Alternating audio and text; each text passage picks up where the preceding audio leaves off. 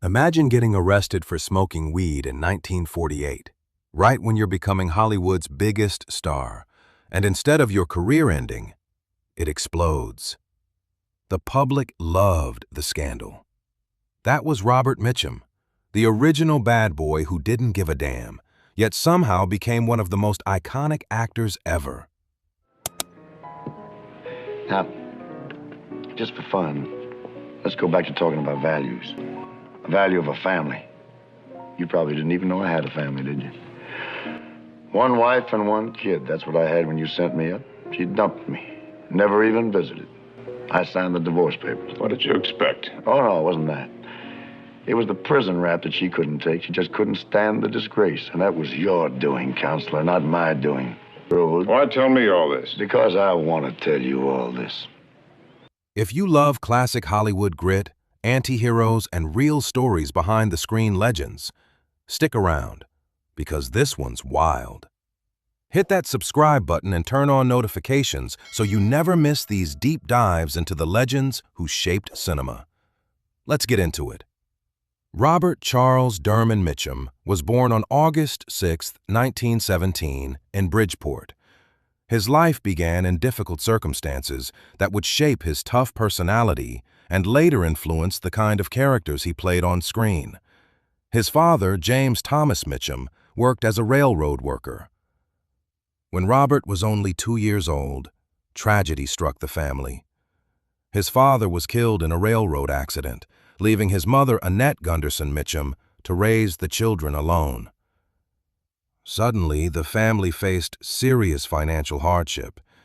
His mother had to struggle to support Robert and his siblings, often moving from place to place in search of work. These early struggles exposed young Robert to poverty and instability at a very early age. As he grew older, Mitchum developed a rebellious and independent nature. School never interested him much, and he often got into trouble, frequently involved in fistfights, pranks, and mischief that earned him a reputation as a defiant troublemaker. His early years were chaotic. After his father's death in a rail yard accident when Bob was just 2, the family moved around, and young Robert bounced between relatives. At age 12, his mother sent him and his younger brother to live with grandparents on a farm near Felton, Delaware, hoping the rural setting would calm him down. It didn't. He attended Felton High School, or a local school there, where he was expelled for mischief and reportedly got into a physical scuffle with the principal himself, landing him in serious trouble and marking one of his first major clashes with authority. He ran away from home for the first time even earlier, at age 11, during his time in Delaware, briefly returning before the pattern repeated. By his early teens, living briefly with his older sister in New York's Hell's Kitchen, he attended Harran High School, but was expelled again for ongoing defiance and poor behavior. School simply couldn't contain his restless energy. At age 14, in the thick of the Great Depression, around 1931, his independent streak fully took over. He left home for good, or was essentially encouraged to go, with some accounts saying his mother even packed him a suitcase and sandwich for the road.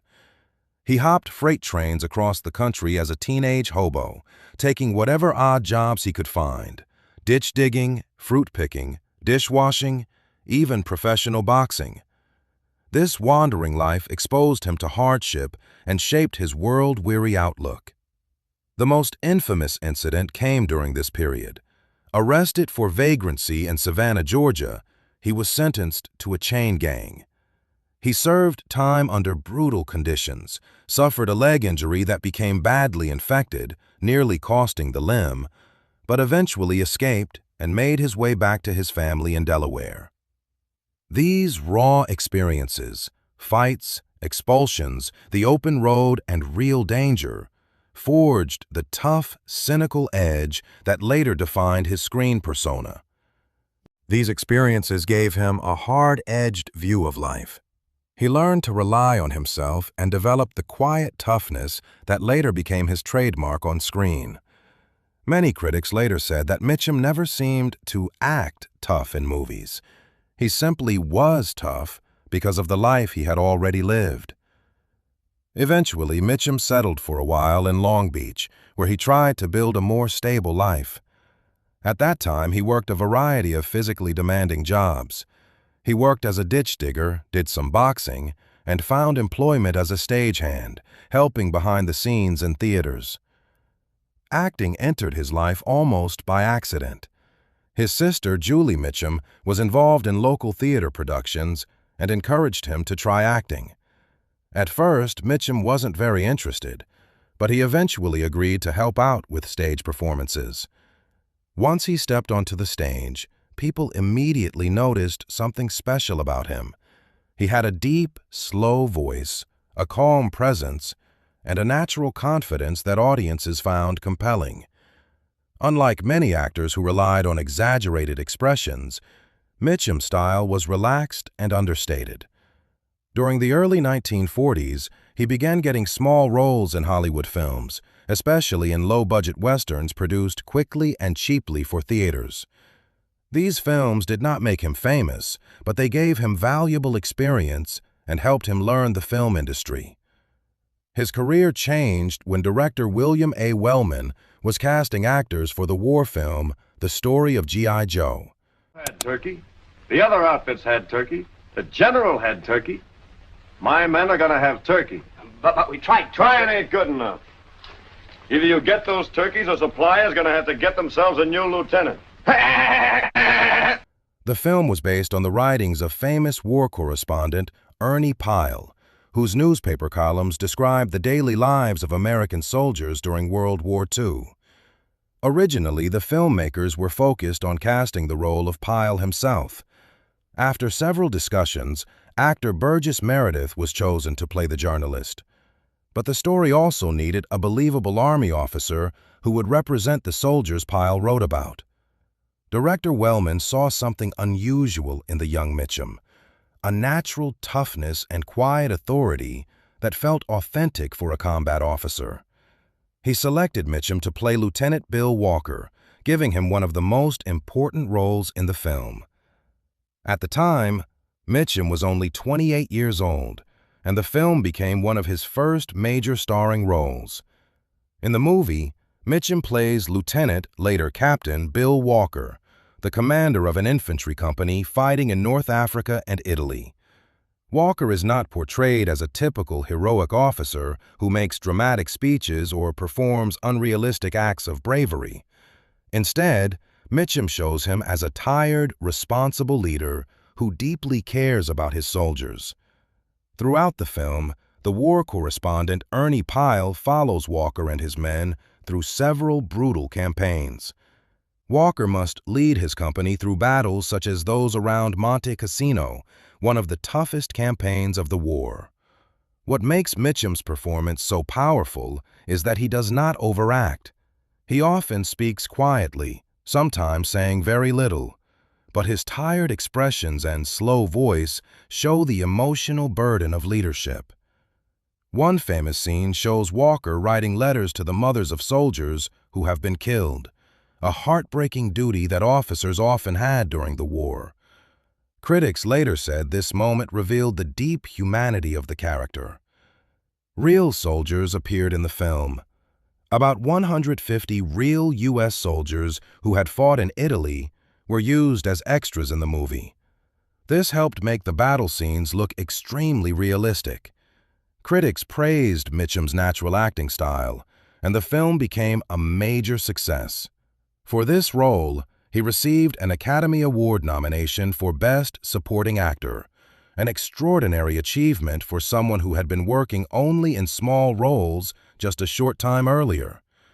That nomination transformed his career overnight. Hollywood studios suddenly realized that Robert Mitchum had something unique, a quiet charisma and realism that audiences loved. Within just a few years, he would become one of the biggest stars of film noir and westerns, appearing in classics like Out of the Past. And it all began with his unforgettable performance as Lieutenant Bill Walker. You have to listen to me. A man's life is at stake. He's in Sing Sing. He's going to die tomorrow and he's not guilty.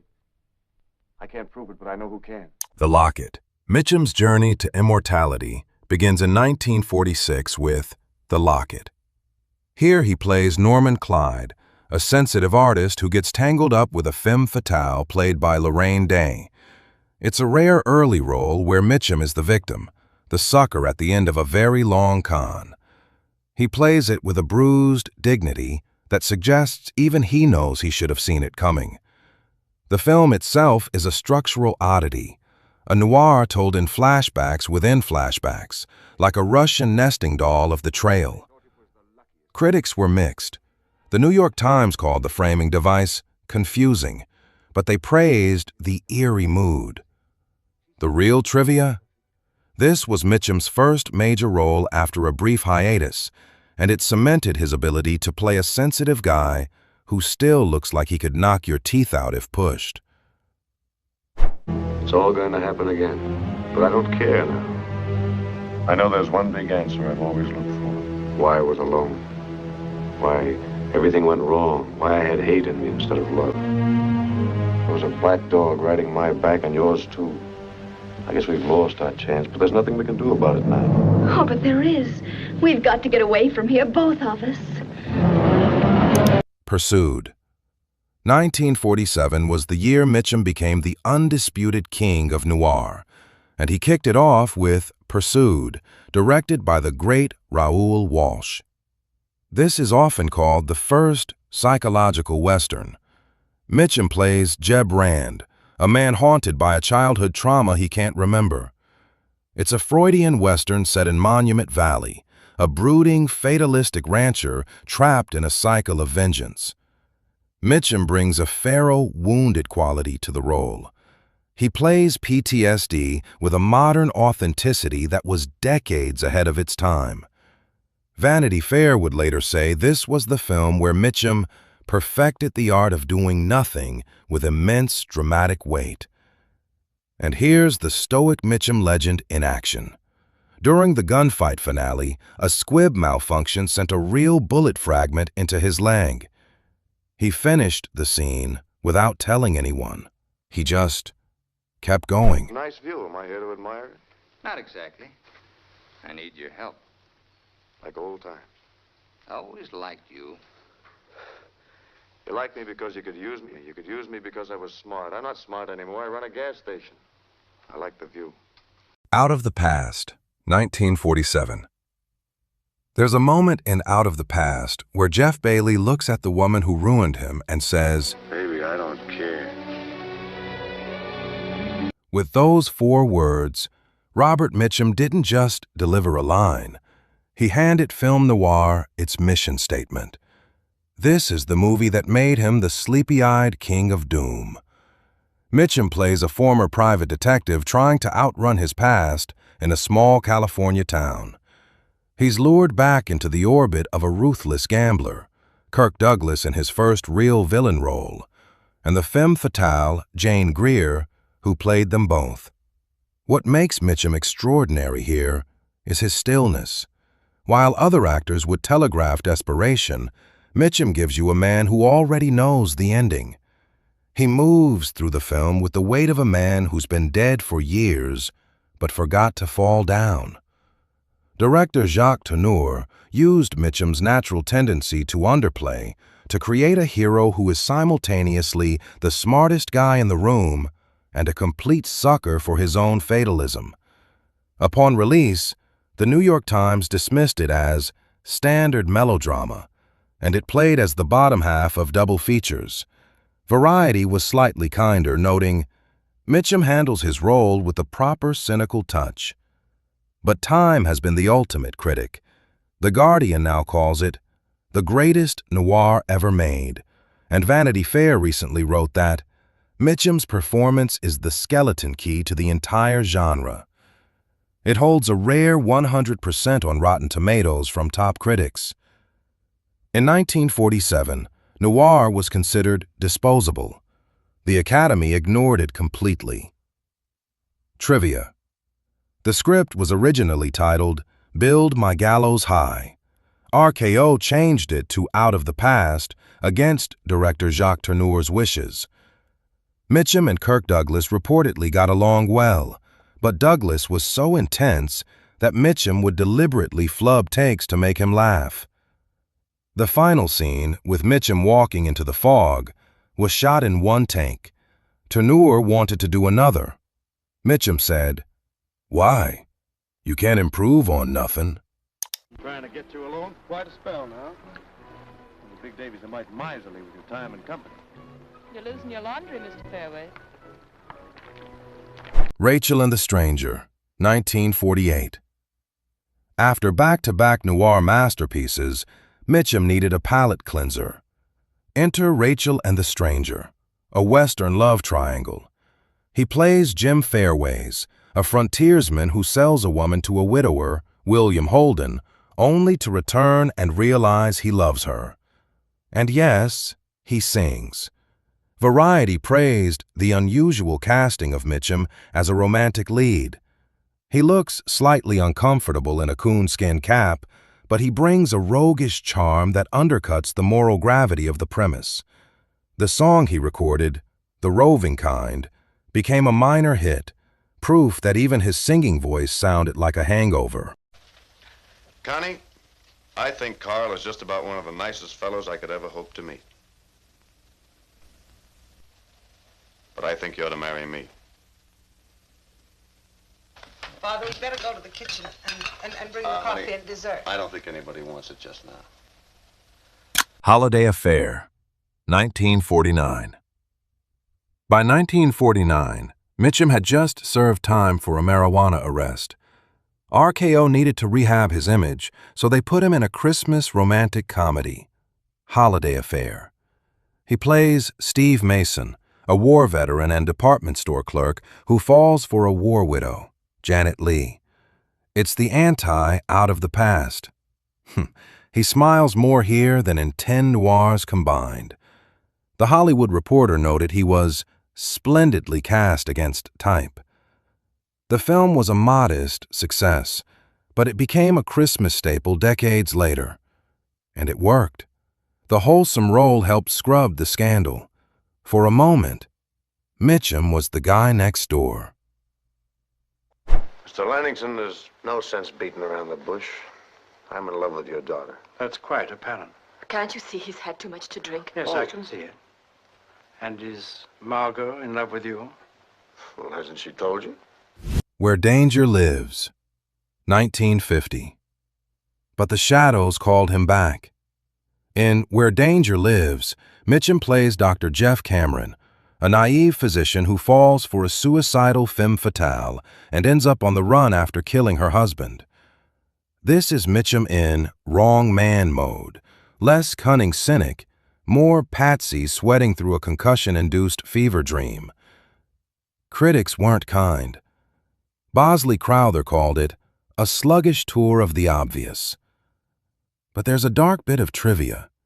The film was shot immediately after Mitchum's release from prison, and director John Farrow reportedly used Mitchum's real-life legal troubles to get a raw, paranoid performance. The final third, where Mitchum is delirious, is reportedly unscripted. They just let him wander the set. Love comes to Wall Street. Don't be so cynical. Here. Put some oil on my back, will you?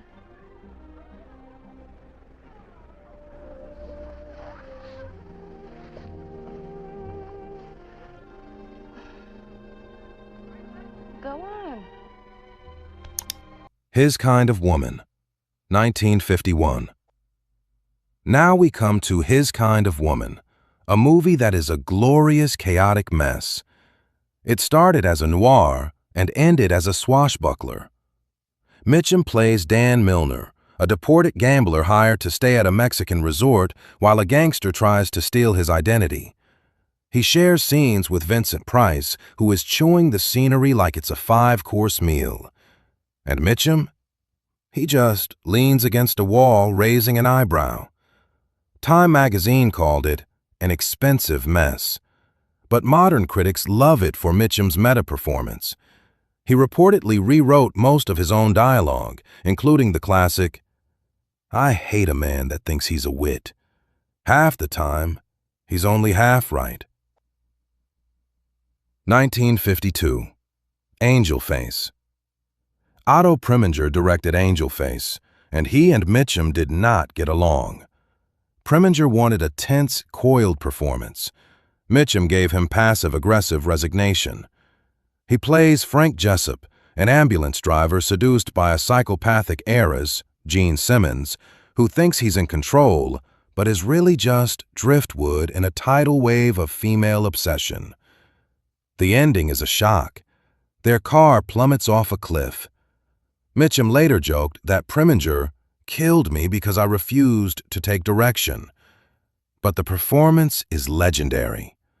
Pauline Kael wrote that Mitchum doesn't act.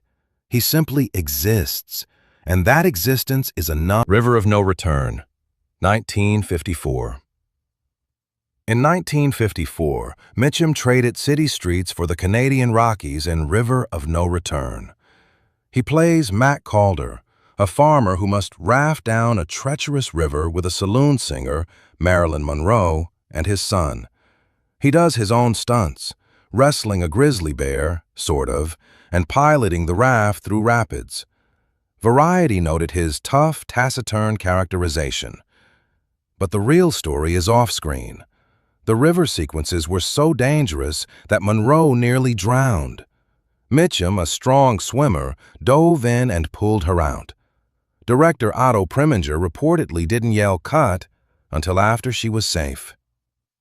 He made you marry me so you could show me the way and the life and the salvation of my soul.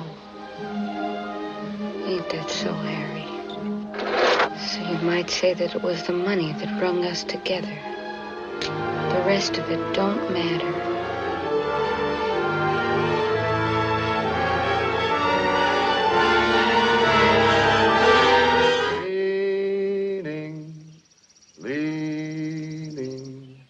Leaning on the everlasting arms. The Night of the Hunter, 1955. What happens when the most passive actor in Hollywood decides to play a serial killer? You get a performance so terrifying that it killed the director's career and became one of the most celebrated villains in cinema history. Robert Mitchum as Harry Powell is a monster wearing a preacher's collar, and he's still giving us nightmares 70 years later. Mitchum plays a self-styled preacher who marries widows, murders them, and steals their money. Chasing two children who know where the loot is hidden, he becomes a figure of gothic horror. Leaning on the everlasting arms, while stalking them along the Ohio River. This was Mitchum's only pure villain, and he went all in. He based the character on a real murderer he'd read about who had love and hate tattooed on his knuckles. Mitchum himself suggested the tattoos to director Charles Laughton. He moved with a predatory glide, his deep voice a weapon of psychological manipulation. It's the polar opposite of his noir persona. Instead of sleepy resignation, there's a coiled, fanatical energy. A disaster upon release. The New York Times called it a weird and unfortunately unsuccessful effort. The New Yorker said it was clumsy and pretentious. It flopped so hard that Charles Laughton, a celebrated actor, never directed another film. But the critical rehabilitation began in the 1970s. Today, it's ranked by Sight and Sound among the 10 greatest films ever made. Vanity Fair called it the scariest movie ever made. Now, what's the point of being a nun if we're all alone? Answer me that. Can't, can you? Because there ain't no point. We don't belong to nothing beyond this island. All we got is it and each other. Like Adam and Eve, like we was the first two people on Earth, and this is the Garden of Eden. Heaven knows, Mr. Allison. 1957. Robert Mitchum earned the only Oscar nomination of his career for playing a Marine who falls in love with a nun. On paper, it sounds like a gimmick. On screen, it's a masterclass in restraint, desire, and the kind of raw acting that makes you forget you're watching a movie. Mitchum plays a rough-and-tumble Marine stranded on a remote Pacific island during World War II.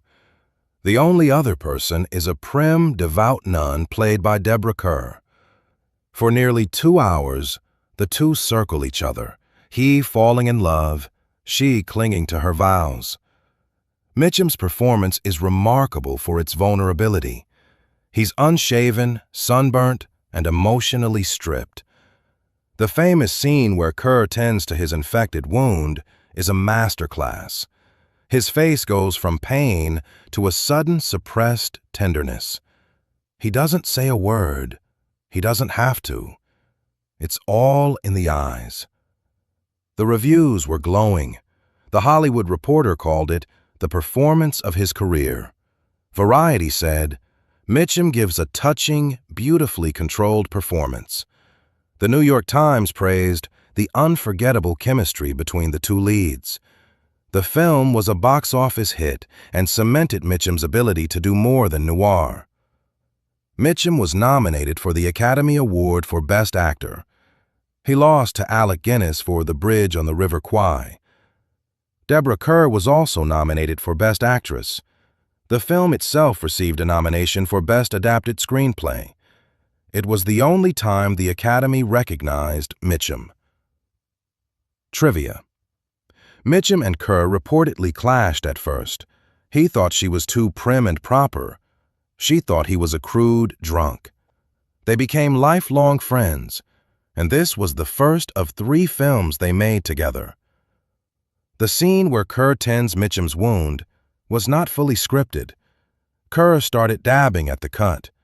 Mitchum's reaction of pain mixed with longing was genuine surprise. Director John Huston kept the camera rolling. Mitchum did his own survival scenes, including catching and eating a raw fish. He claimed he'd done it for real in the Merchant Marine during the war. Later that same year, Mitchum starred in The Enemy Below, a cat-and-mouse war film. He plays Captain Morrell, commander of an American destroyer hunting a German U-boat. It's a procedural, tense, realistic. Mitchum brings square-jawed authority, proving he didn't need to be a cynic to be compelling. Variety called it a tense, gripping drama. The film structure heavily influenced the classic Star Trek episode Balance of Terror. And Mitchum, a World War II veteran who rarely discussed his service, brought an authenticity that technical advisors praised. 1960. Home from the Hill and the Sundowners. 1960 was a banner year. 2 films released months apart showed the full range of Mitchum's maturity. First, Home from the Hill. Directed by Vincente Minnelli, this is Southern Gothic at its finest. Mitchum plays Wade Honeycutt, a wealthy, womanizing Texas patriarch, arrogant, wounded, and deeply flawed. He realizes too late that his cruelty has destroyed his family. The New York Times called it a powerhouse of a film. Mitchum considered this his personal favorite of his own performances, saying it was the closest he ever came to acting. The Sundowners, 1960. He was a wild colonial boy, Jack Doolan was his name. Of poor but honest parents, he was born in Castlemaine. Most people remember Robert Mitchum as the face of noir. Trench coats, shadows, fatalism. But in The Sundowners, he trades the rain for the Australian sun, playing a man who can't stop moving. It's the warmest, most human performance of his career, and it earned the film 5 Oscar nominations. Mitchum plays a sheep drover in the Australian outback who lives for the open road. His wife, Deborah Kerr again, wants to settle down. His teenage son craves stability. Patty is a dreamer, a gambler, a man whose wanderlust is both his greatest charm and his fatal flaw. Mitchum plays him with a loose-limbed ease, cracking whips, shearing sheep, and dancing at bush parties. It's the anti-Night of the Hunter. He smiles more in this film than in his entire noir filmography combined. Yet he also brings a deep melancholy. You see the toll his restlessness takes on his family. The Guardian called it a sun-drenched masterpiece and praised Mitchum's easy, laconic authority. The New York Times' Bosley Crowther wrote, "Mitchum gives a wonderfully engaging performance, full of humor and pathos." The film was a critical favorite and did well at the box office. 5 Academy Award nominations: Best Picture, Best Director Fred Zinnemann, Best Actress Deborah Kerr, Best Supporting Actress Glynis Johns, and Best Adapted Screenplay. Mitchum was not nominated, though many critics felt he deserved it. It remains the most Oscar-nominated film of his career. Trivia: Mitchum learned to shear sheep for the film and became so proficient that Australian shearers on set bet on him in a local competition. He came in third. The film was shot on location in the Australian outback, and Mitchum reportedly loved the experience. He said it was the only time he felt normal on a set. Director Fred Zinnemann had to constantly rein Mitchum in. He kept ad-libbing slang and bush humor. Zinnemann eventually let him run with it, and much of the dialogue is improvised. The Grass is Greener, 1960. Sometimes I'm convinced that the greatest barrier between our two countries is the bond of a common language. May I pour you out a drink? No, thank you. A drawing room comedy where Mitchum plays an American millionaire trying to steal the wife of a British earl, Cary Grant. It's slight, but watching Mitchum trade barbs with Cary Grant is a masterclass in contrasting masculine archetypes. Grant's suave elegance versus Mitchum's rugged confidence. Variety said Mitchum was a bit too heavy for the lightweight material. Off-screen, the two got along famously, often rewriting scenes together to ad-lib about the absurdity of the plot. Mitchum was reportedly drunk for most of the shoot, but you'd never know it. Capefear, 1962. You know, when I was in the bucket, all I could think about was busting out and killing somebody. I wanted to kill him with my bare hands, slow. Every single night for 7 years, I killed that man. On the 8th year, I said, oh, no, that's too easy, that's too fast. You know the Chinese death of 1,000 cuts? First they cut off a little toe, then piece of your finger, piece of your ear, your nose, and I like that better. If The Night of the Hunter was a gothic nightmare, Capefear is the gritty, sweaty reality of pure evil. Robert Mitchum plays Max Cady, a convicted rapist who stalks the family of the lawyer who put him away. Mitchum plays Cady as a force of nature. He's large, physically imposing, and he moves with a deliberate, predatory grace. He gave Cady a limp by wearing a weighted ankle bracelet during filming, and a southern drawl that makes every threat sound like a lazy Sunday afternoon. Unlike Harry Powell, who hid behind religion, Cady is openly malignant. He corners women in dark alleys, he laughs at the law, and he terrifies Gregory Peck's family with nothing more than a cigar and a grin. Mitchum later said he played Cady as a man who enjoys his work. The New York Times called the performance positively evil and praised Mitchum for creating a villain for the ages. Variety said, Mitchum is chillingly effective. The film was a commercial success and solidified Mitchum's ability to play dark, complex characters outside the noir genre. Trivia. To prepare, Mitchum spent time in Florida prisons studying the walk of incarcerated men. Mitchum and Gregory Peck were close friends in real life. Their off-screen rapport made the on-screen animosity even more intense. The scene where Katie follows the young daughter to school was shot without the actress's knowledge. The terror on her face is real. Mitchum was told to approach her without warning.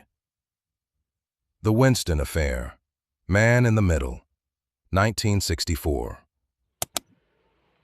Justice exists only in its own right. It exists apart from power and apart from might. Expedience can have no part in justice. No, war or peace, win or lose. It's my life. By 1964, Mitchum was taking roles that interested him, or paid the bills. The Winston Affair, released as Man in the Middle, is a courtroom drama set in World War II India. He plays Lieutenant Colonel Barney Adams, a military lawyer defending a soldier accused of murder. It's a functional role, weary by the book, but the film lacks the grit of his earlier noirs. The Monthly Film Bulletin found it routine. Mitchum reportedly spent most of his off time fishing and refused to discuss the script with the director, saying, "I've played lawyers before. Just point the camera." El Dorado, 1966. Sheriff, this is Nelson McLeod. McLeod, this is J.P. Hara, the sheriff of El Dorado. He's the man who's responsible for keeping order in this town.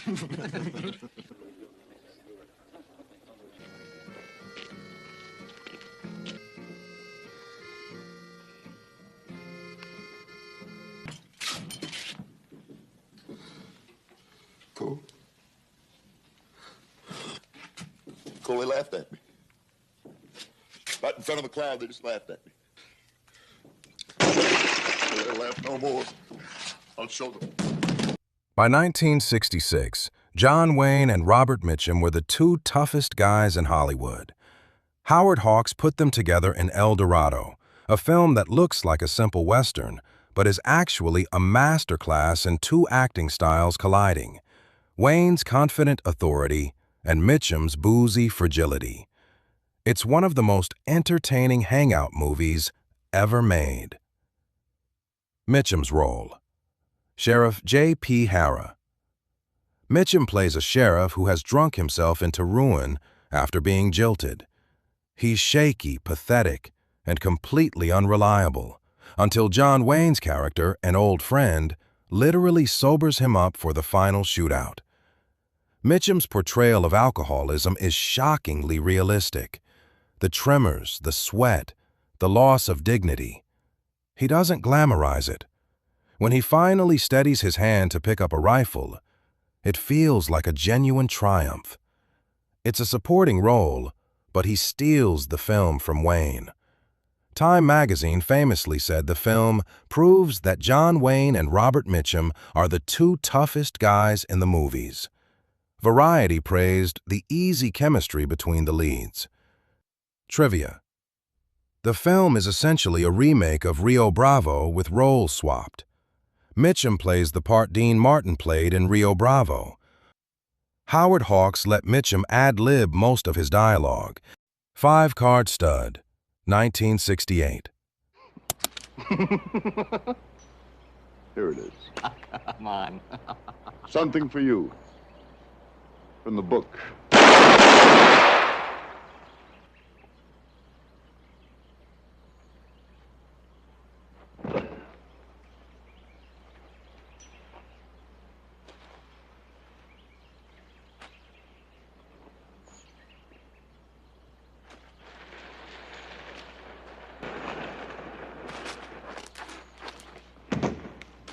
Vengeance is mine, saith the Lord.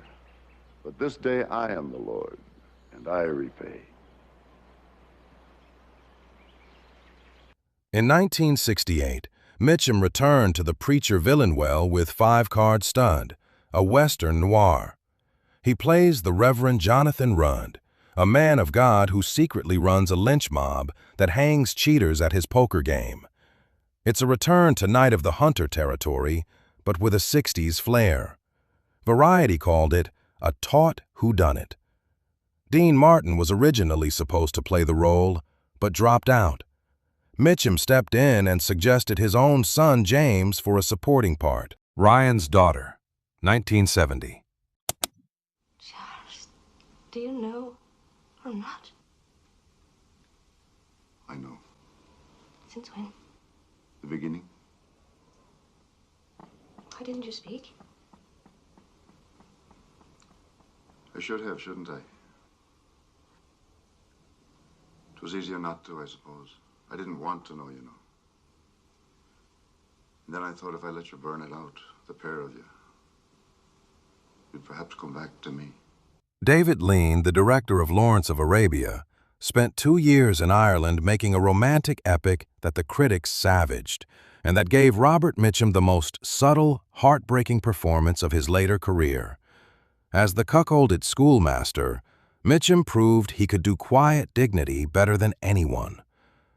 Mitchum plays a gentle, intellectual Irish schoolmaster whose much younger wife, Sarah Miles, has an affair with a British officer during the Irish War of Independence. When the town turns on her, Shaughnessy publicly forgives her, taking her back with a quiet grace that devastates the audience. Mitchum even pulls off a credible Irish accent. It's the antithesis of his tough guy image. He's soft-spoken, emotionally repressed, and utterly defeated. Yet his final act of forgiveness is one of the most powerful moments in his filmography. A critical disaster upon release, The New Yorker called it pretentious and hollow. The New York Times said it was a beautiful bore. Singles out Mitchum's performance as the emotional anchor that holds the film together. Awards. 2 Academy Awards. Best Supporting Actor, John Mills, and Best Cinematography, Freddie Young. It was also nominated for Best Actress, Sarah Miles. Mitchum received no individual nomination, though many critics felt he deserved one. Trivia. Mitchum was David Lean's last choice for the role. Lean originally wanted Marlon Brando. Mitchum accepted because he wanted to work with Lean. To prepare, Mitchum lived alone in a remote Irish cottage for a month before shooting, refusing to socialize with the cast. He said he wanted to feel the isolation of the character. The famous beach scenes were shot in a single grueling week. Mitchum, who hated cold water, did all his own wading in the Atlantic. He reportedly muttered between takes, "Lean's gonna kill me." The Yakuza, 1974.